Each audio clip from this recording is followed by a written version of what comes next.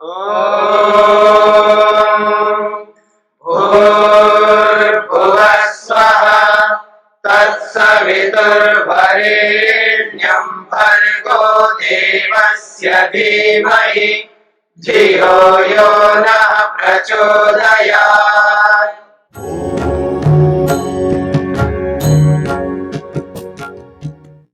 तो अविद्या जो है वो वस्तु स्वरूप नहीं है, इसलिए कह रहे हैं अविद्या खलु अवस्तु रूपा, वो वस्तु रूप नहीं है। अवस्तु संसर्ग समर्थम न, जो वस्तु नहीं है वो संसर्ग में समर्थ नहीं हो सकता, यानी निर्माण सृष्टि के रूप में वो प्रकट नहीं हो सकता। ब्रह्मात्मा अथ अविद्या च परस्परम संगत्य उपादानम भवेत्। अब तीसरी बात कही है, परमात्मा सृष्टि का उपादान कारण नहीं है, इसका निषेध कर दिया। अविद्या हो सकती है, अविद्या इस सृष्टि का उपादान कारण हो, तो उसका भी मना कर दिया। अब तीसरी बात ये कहना चाहते हैं, ब्रह्मात्मा अथ अविद्या च, ईश्वर और अविद्या दोनों मिलकर के, परस्पर दोनों मिलकर के उपादान कारण हो जाए इस सृष्टि का, ऐसी बात कहना चाहता है। तो कहते हैं तदपि ना, अकेले परमात्मा भी उपादान कारण नहीं है सृष्टि का, अकेली अविद्या भी उपादान कारण नहीं है सृष्टि का, और दोनों मिलकर के भी सृष्टि का उपादान कारण नहीं बन सकते। क्यों? न निसंगत्वादेव नहीं अवस्तु वस्तुनो संगो भवति। हेतु वही है, परमात्मा निसंग होने से नहीं बन सकता और अविद्या अवस्तु होने से नहीं बन सकती। एवं सांख्य मते ब्रह्मात्मा जगत उपादान कारणम न, इसलिए हमारे इस सांख्य सिद्धांत में परमात्मा इस जगत का उपादान कारण नहीं हो सकता। किंतु उपादान कारणम अंतरेण भवतु निमित्त कारणम इति। हाँ, उपादान कारण के बिना हम परमात्मा को फिर भी जगत का कारण मानते हैं। सांख्य सिद्धांत में ये स्वीकार्य है, या यूं कहूं मैं, महर्षि कपिल ये कहते हैं, हम इस बात को मानते हैं इस जगत का ईश्वर कारण है पर उपादान कारण नहीं है, किंतु निमित्त कारण, वो निमित्त कारण है, वो बनाने वाला है, निर्माता है, वो रॉ मेटीरियल नहीं है। न निषेध, इसका कोई निषेध हम नहीं कर सकते कि इस सृष्टि का कोई कारण नहीं है परमात्मा, हम ऐसा कभी नहीं कहना चाहते, इसका हम निषेध नहीं कर सकते। हम यही कहते हैं इस जगत का परमात्मा कारण है पर उपादान नहीं है, निमित्त कारण है।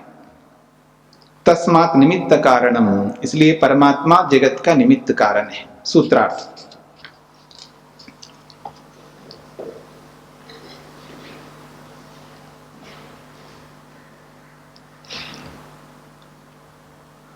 ब्रह्म जगत का उपादान कारण नहीं है, ब्रह्म जगत का उपादान कारण नहीं है।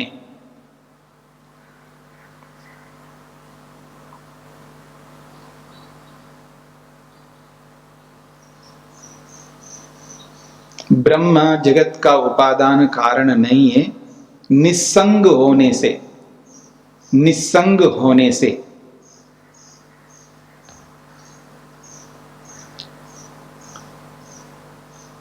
अविद्या भी जगत का उपादान कारण नहीं है, अविद्या भी जगत का उपादान कारण नहीं है।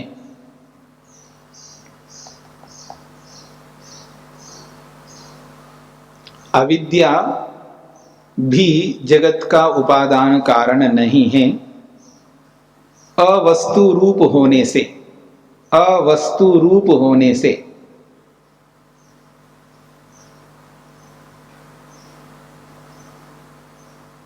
और ब्रह्म और अविद्या दोनों मिलकर के भी, ब्रह्म और अविद्या दोनों मिलकर के भी, अविद्या और ब्रह्म दोनों मिलकर के भी जगत के उपादान कारण नहीं बनते, जगत के उपादान कारण नहीं बनते।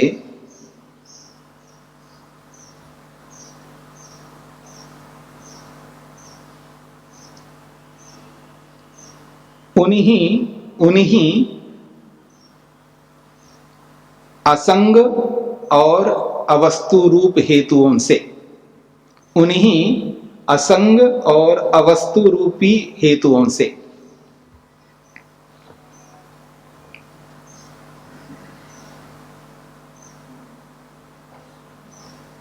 हाँ जी, उन्हीं असंग और अवस्तु रूप हेतुओं से।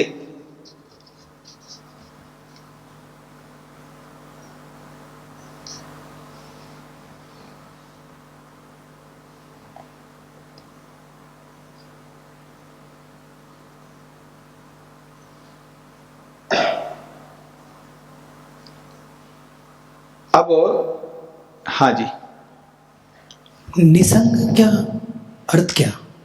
निसंग का मतलब है किसी के साथ ना घुलना मिलना। संग का अर्थ होता है घुल मिल जाना। मैं आपकी संगति में आ गया हूं, तो इसका मतलब है मैं आपके साथ घुल मिल गया। आप जैसे खाते वैसे खाता हूं, आप जैसे पीते वैसे पीता हूं, आप जैसे सोते वैसे सोता हूं, आप जैसे सोचते वैसे सोचता हूं। अब मैं आपके संगति में आ गया। ये इसका संगत गलत है। क्या है संगत? क्योंकि वो नॉनवेज खाता है, धूम्रपान करता है, और गलत काम करता है, तो वो असंगति है, वो संगत ठीक नहीं है। तो ईश्वर जो है निस्संग का मतलब है वो किसी की संगति में नहीं जा सकता, किसी के साथ घुल मिल नहीं सकता, ना प्रकृति के साथ, ना आत्मा के साथ, ना किसी के साथ। वो निस्संग है और बिना संगति के सृष्टि नहीं बन सकती। मेरी बात समझ लेना, बिना संगति के सृष्टि नहीं बन सकती। और परमात्मा निस्संग है तो उपादान कारण कैसे बनेगा? अब समझ में आ गया? यही कहना चाहते हैं यहां पर। अब सिद्धांत स्पष्ट किया जा रहा है, आत्माद्वैतम निरस्तम। आत्मा का अद्वैत स्वरूप को आपने खंडन कर दिया है। आत्माद्वैतम निरस्तम, निरस्तम का मतलब खंडितम। आत्मा का अद्वैत स्वरूप का आपने खंडन कर दिया। इसलिए परमात्मा जीवात्मा च स्तः, इसलिए परमात्मा अलग और जीवात्मा अलग, ये दो विद्यमान हैं। तत्र विशेषो अवधार्यते। अब विशेष बात कही है। आप में से कई लोगों ने पूछा था दोनों में अंतर क्या है, वो भेद लक्षण क्या है, पूछा था ना आप में से कल के प्रश्न में। तो ये कह रहे हैं आपने अद्वैत का तो खंडन कर दिया और आत्मा को अलग ठहरा दिया और परमात्मा को अलग ठहरा दिया, तो दोनों में विशेषता क्या है? तो उसका समाधान कर रहे हैं सूत्रकार। न एकस्य आनंद चिद रूपत्वे द्वयोर भेदात। आप इन सूत्रों से अच्छी तरह प्रतिपादित कर सकते, यानी अद्वैत का खंडन कर सकते। महर्षि के ये जो 2, 4, 5 जितने भी सूत्र आ रहे हैं ना, पहले कुछ आ गए हैं, अभी ये वाला सूत्र है। इन सूत्रों से स्पष्ट आप अद्वैत का खंडन कर सकते हैं। महर्षि कपिल आत्मा और परमात्मा को सर्वथा भिन्न भिन्न मानते हैं, एक नहीं मानते। अगर मानते होते ऐसे सूत्र ही नहीं बनाते। वो कहते हैं न एकस्य आनंद चिद रूपत्वे द्वयोर भेदात, यानी आनंद और चेतनता दोनों ही जीवात्मा में नहीं रह सकते, एक ही रहता है, वो चित स्वरूप है। और परमात्मा में दोनों रहते हैं, वो चित स्वरूप भी है और आनंद स्वरूप भी है। इसलिए वो सत चित आनंद स्वरूप है। और जीवात्मा कैसा है? वो सत चित है और प्रकृति क्या है? वो सत है। ऐसे मोटी भाषा में बोलते हैं ना, आपने सुना भी होगा, वक्ता लोग अक्सर ये बातों को बोलते रहते हैं। परमात्मा में आनंद भी है और वो तो चेतन तो है ही, मतलब चेतनत्व है उसके अंदर और आनंद भी है। पर जीवात्मा में आनंद नहीं है। देखिए स्पष्ट मना किया जा रहा है। महर्षि कपिल मना कर रहे हैं कि आत्मा में आनंद नहीं है, और बहुत सारे लोग कहते हैं नहीं, जीवात्मा का गुण है आनंद, मतलब सुख, ऐसा मानते हैं। यह तो स्पष्ट किया जा रहा है कि पर जीवात्मा में आनंद नहीं है।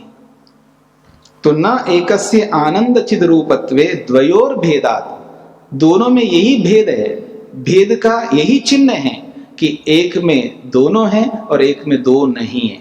यही भेद करने वाला लक्षण। कौन? आनंद। कौन? चेतनता। तो कहते हैं परमात्मा जीवात्मनो एकस्य जीवात्मनः आनंद चिद रूपत्वे न स्तः। कहते हैं परमात्मा और जीवात्मा, इन दोनों में से जो जीवात्मा है उस जीवात्मा के आनंद और चिद रूपत्व नहीं है, यानी ये दोनों नहीं है। सतु चिद एव, वो तो केवल चित स्वरूप है। जीवात्मा केवल चित स्वरूप है। परमात्मनस्तु स्त एव, हाँ परमात्मा में दोनों रूप है, वो चित भी है और आनंद स्वरूप भी है। कुतः, कैसे? भेदात, भेदेन वर्णनात्, भेद से वर्णन किया गया है। केवल आपके कथन से बात नहीं चलेगी। आप कहो जी परमात्मा में आनंद भी है और चेतनता भी है और जीवात्मा में नहीं है, ये तो आपका कथन हो गया। प्रमाण दो, प्रमाण देना पड़ेगा। तो प्रमाण दिया जा रहा है, रसो वै सह रसम ही एव अयम लब्ध्वा आनंदी भवति। तो कहते हैं रसो वै सह, सह परमात्मा ब्रह्म, वो ब्रह्म कैसा है? रस है, वो रस स्वरूप है। रस का मतलब है आनंद। परमात्मा कैसा? वो आनंद स्वरूप है। फिर कहते हैं रसम ही एव अयम लब्ध्वा, अयम जीवात्मा, ये जो जीवात्मा है वो उस रस को पाकर के आनंदी भवति, वो आनंदी होता है। वो आनंद नहीं होता है, आनंदी होता है। दोनों में बहुत अंतर होता है। एक तो आनंद होना और एक आनंदी होना, दोनों में जमीन आसमान का अंतर है। देखिए रोटी, मैं रोटी हूं या मैं रोटी वाला हूं, कौन सा अच्छा लग रहा है आपको? रोटी वाला हूं, ना कि मैं रोटी हूं। समझ रहे ना? मैं लाल कपड़े वाला हूं, ना कि मैं लाल कपड़ा हूं। ठीक है ना? मैं बाल वाला हूं, ना कि बाल हूं। ऐसे समझ लीजिएगा। तो यहां पर भी ये कहा जाए रसो वैसा, परमात्मा कैसा? वो रस स्वरूप है, वो आनंद स्वरूप है। और अयम, अयम जीवात्मा रसम लब्ध्वा, उस रस को पा करके आनंदी भवति, वो आनंदित होता है। वो आनंद नहीं होता, आनंदित होता है। ये इतनी सी बात में बहुत अंतर है। अत्र आनंदो जीवात्मनि नास्ति, इस वचन से स्पष्ट होता है कि जीवात्मा में आनंद नहीं है। चेतनत्वमेव स्पष्टम, जीवात्मा में तो केवल चेतनत्व स्पष्ट रूप से सिद्ध होता है। तथा आनंदस्तु परमात्मनि विद्यते, आनंद तो परमात्मा में विद्यमान है। तम आनंद रूपम लब्ध्वा ही जीवात्मा आनंदम अनुभवति, उस आनंद रूप परमात्मा को पाकर के जीवात्मा आनंदित होता है। इसलिए वो आनंद स्वरूप नहीं है जीवात्मा। एक बात बताइए, अगर जीवात्मा का गुण है सुख, तो दुखी क्यों हो रहे हो? आपके पास सुख है ना, उस सुख को निकाल करके लेते रहो ना, दुखी क्यों रह रहे हो? मेरी बात समझ में आ रहा है ना? भाई आपके पास सुख है, सुख गुण आत्मा का है। कई लोग बोलते हैं ना कि सुख गुण आत्मा का गुण है, उसका स्वाभाविक गुण है। अरे भले आदमी, आपका स्वभाव है सुख, तो लेते रहो ना उस सुख को, दुखी क्यों हो रहे हो? सिर दर्द के समय में, पेट दर्द के समय में दर्द से परेशान हो रहे हो, तो अपना सुख निकाल निकाल करके लेते रहो ना, सुखी होते रहो। हाय हाय क्यों कर रहे हो? पर दुखी क्यों हो रहे हो? जब आपके पास सुख है तो उस सुख को ले लेकर के आनंदित हो ना, पर है ही नहीं उसके पास में, इसलिए परेशान हो रहा है। क्योंकि दुख जब है ना तो सुख नहीं रह सकता, और जब सुख रहेगा ना तो तब दुख नहीं रह सकता। दोनों में से एक ही रहेगा। इसलिए ना सुख उसका है ना दुख उसका है। सुख भी बाहर से आता है और दुख भी बाहर से आता है। वैसे तो आता जाता कुछ नहीं है, सामने आता है, बस सामने दिखाई देता है उसको। दूर से ही खुश रहना पड़ता है आदमी को, क्योंकि ना तो सुख आत्मा में प्रवेश कर सकता है ना दुख आत्मा में प्रवेश कर सकता है। ये तो शाश्वत सिद्धांत है। आत्मा के अंदर कुछ भी प्रवेश नहीं कर सकते आप, और आत्मा के अंदर से कुछ भी निष्कासित नहीं कर सकते। इसलिए ना सुख जीवात्मा के अंदर प्रवेश करता है और ना दुख जीवात्मा के अंदर प्रवेश करता है, केवल पास में रहता है। उसके पास में रहने से ही आदमी को परेशानी है। दुख के पास में रहने से परेशानी है आदमी को, लेकिन समझदार आदमी उसको कोई परेशानी नहीं होती है। समझ में आ रहा है ना? मान लीजिए एक आदमी बीमार हो गया और उसका घरवाला जो है उससे परेशान क्यों होगा? वो तो उसका अपना आदमी है, उसको रहना पड़ता है, परेशान होता हुआ भी रहना पड़ता है उसको। मेरी बात समझ में आ रहा है? वो कभी कभी वो हो जाता है ना पूरे शरीर में डॉट डॉट डॉट डॉट, वो चेचक होता है या कुछ भी आप बोल सकते हो, चिकनगुनिया बोल सकते हो, और भी कुछ हो जाता है ना पूरे शरीर में। अब मान लीजिए उसी का भाई है या उसी का पति है या उसी की पत्नी है या उसी का अपना व्यक्ति है, अब उनको तो रहना पड़ेगा, ठीक है ना? आपको बिठाएंगे तो आप थोड़ा रहेंगे, आप तो दूर होंगे, आप नहीं रह सकते, उसका अपना ही रहेगा, तो उसको रहना पड़ता है, रहना ही पड़ेगा उसको। तो रहता है तो रहने दो ना, क्या फर्क पड़ता है? मस्त रहो, आप सेवा करते रहो, सेवा करो, मेवा पाओ, और क्या हो सकता है? कहने का अभिप्राय यह है कि यदि आपके पास सुख है और दुख भी है, अगर है, दोनों है, तो रहने दो ना दुख को, सुख लेते रहो ना। परेशान क्यों दिख रहे हो? फिर आप रो क्यों रहे हो? क्यों शिकायत कर रहे हो कि ये देखो ये मिलने तक नहीं आई है मेरे से? एक दुख से भोग परेशान हो रहा है, दूसरा दुख पैदा कर रहा है, ये मिलने नहीं आया मेरे से। पास में रहते, बिल्कुल पास में, कमरे के बिल्कुल बगल में ये, फिर भी मिलने नहीं आए, मैं परेशान हो रहा हूं। अरे परेशान काहे को हो रहे हो? आपके पास सुख है ना, लेते रहो सुख, मस्त रहो ना। लेकिन है नहीं आपके पास में, तो इसलिए सुख भी बाहर से, दुख भी बाहर से। तो यही बात है, जीवात्मा में आनंद नहीं है, उसके पास केवल चेतनत्व है, ये कहना चाहते हैं यहां पर। सूत्रार्थ लिखिएगा।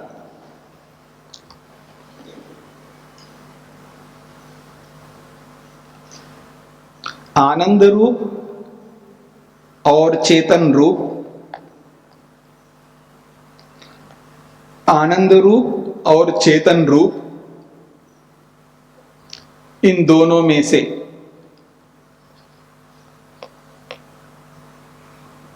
आनंद रूप और चेतन रूप, इन दोनों में से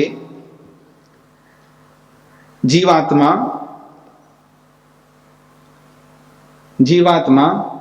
केवल चेतन रूप है।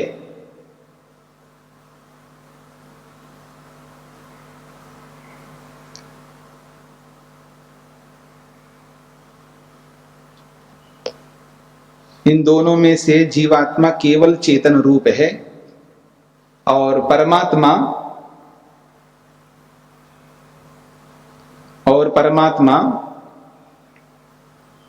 आनंद रूप व चेतन रूप दोनों ही है। या आप ऐसा भी लिख सकते हैं, परमात्मा दोनों स्वरूपों वाला है और परमात्मा दोनों स्वरूपों वाला है।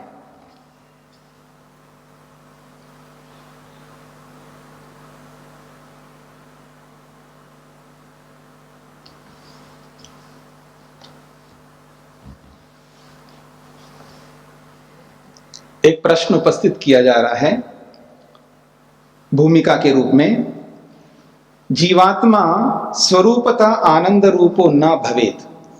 हम इस बात को स्वीकार करते हैं कि जीवात्मा स्वरूप से आनंद रूप ना हो, मान लेते हैं, परंतु मुक्तो तो स्यात् स आनंद रूपः। जब मुक्ति मिल जाती है, मोक्ष मिल जाता है, जब मुक्त बन जाता है, तब मुक्तात्मा आनंद रूप तो हो जाना चाहिए उसको, तब आनंद रूप हो जाएगा। अत्र उच्यते, इसका समाधान किया जा रहा है। दुख निवृत्तिर गौणः। जब आज वो आनंद रूप नहीं है तो मुक्ति में आनंद रूप कैसे बन जाएगा? आज वो आनंद रूप नहीं है तो मुक्ति में आनंद रूप कैसे बन जाएगा? तो उसका समाधान कर रहे हैं, दुख निवृत्ते है गौणः। तो कहते हैं मुक्तो दुख निवृत्तिर जायते। मुक्ति में क्या होता है? आखिर मुक्ति है क्या? तो कहते हैं दुख निवृत्तिर जायते, दुख की समाप्ति हो जाती है। मुक्ति का मतलब है दुख ना होना। दुख कभी भी उसके साथ उसके संपर्क में नहीं आएगा, तो दुख की निवृत्ति ही मुक्ति है। तदा तत्र आनंद रूपो भवति आत्मा। उस स्थिति में वो आनंद रूप होता है, ऐसा जो कहा जाता है। गौण न मुख्य, वो गौण रूप से कथन होता है, मुख्य रूप से नहीं। आनंद रूप हो जाता का मतलब वहां गौण रूप से होता है, क्योंकि वो आनंद के साथ जुड़ा हुआ है, तो इसलिए आनंद रूप कह देते हैं। जैसे आप बोलते ना, ये तो शेर है, शेर। अरे भाई शेर है तो शेर थोड़ा बन गए वो गौण कथन है ना। ये तो गधा है, गधा। ये तो बंदर है, ऐसे बोलते ना, तो बंदर थोड़ा हो गया वो, बंदर जैसा है, वो गौण कथन है ना। मतलब वास्तव में बंदर थोड़ा हुआ है, गौण रूप से बंदर है, और गौण रूप से गधा है, या गौण रूप से शेर है, और गौण रूप से हाथी है, और गौण रूप से सुअर है। हाँ, क्योंकि हम लोग व्यवहार करते, किसी को सुअर बोल देते हैं, किसी को शेर बोल देते हैं, किसी को गधा बोल देते हैं, किसी को हाथी बोल देते हैं, किसी को बंदर बोल देते हैं। बोलते नहीं बोलते हैं, ये तो गौण कथन है, मुख्य कथन नहीं है। तो ऐसे ही मुक्ति में किसी आत्मा को आनंद रूप है, ये ऐसा बोला जाता, वो गौण कथन है, मुख्य कथन नहीं है, ये कहना चाहते हैं। तो कहते हैं तदा सा आनंद रूप भवति किंतु सा आनंदी भवति। वास्तव में आनंद रूप नहीं होता, वो आनंदी होता है। हाँ, आनंद रूप होना और आनंदी बनना दोनों में अंतर है, पहले बता चुका हूं। तेना आनंद रूपेण परमात्मना सह आनंदी, उस आनंद रूप परमात्मा के साथ मिलके रहता, इसलिए उसको आनंदी कह सकते हो। आनंद रूप मुख्य कथन नहीं है। जैसे घने न घनी इवा भवती, मतलब घन के साथ हम भी घनी बन जाते हैं। घन का मतलब कठोर, पत्थर दिल जिसको बोल सकते हो ना। विवेकी व्यक्ति को थोड़ा पत्थर दिल बनना पड़ता है। मोटी भाषा में उसको हम कहते हैं निष्ठुर बनना पड़ता है, क्योंकि उसको इदमित्थम कहना पड़ता है। उसको इदमित्थम कहना, इदमित्थम का मतलब है जैसा वैसा कथन करना पड़ता है। सांसारिक लोग जैसा वैसा कथन नहीं कर पाते हैं, वो विवेकी व्यक्ति, वैरागी व्यक्ति कर पाता है ऐसा। मेरी बात समझ रहे ना? दोनों में बहुत अंतर होता है। इस दृष्टिकोण से हमको समझना पड़ता है कि कहाँ कौन सी बात कहनी चाहिए और कहाँ कौन सी बात नहीं कहनी चाहिए। व्यक्ति के ज्ञान के स्तर को ध्यान में रखते हुए बोलना पड़ता है। हर व्यक्ति को आप वैसी भाषा का प्रयोग नहीं कर सकते।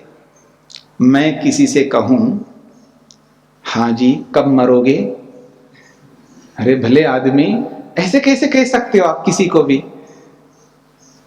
को भी नहीं कह सकते हो।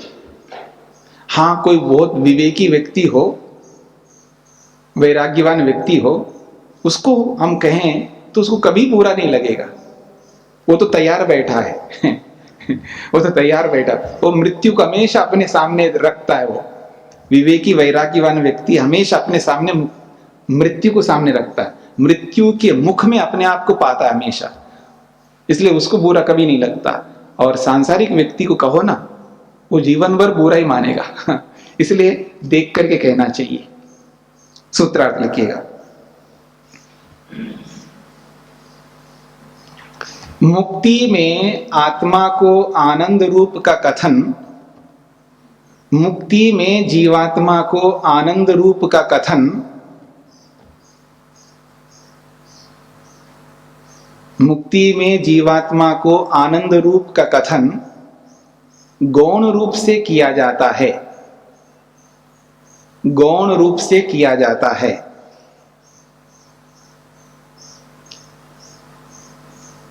दुख निवृत्ति के कारण से।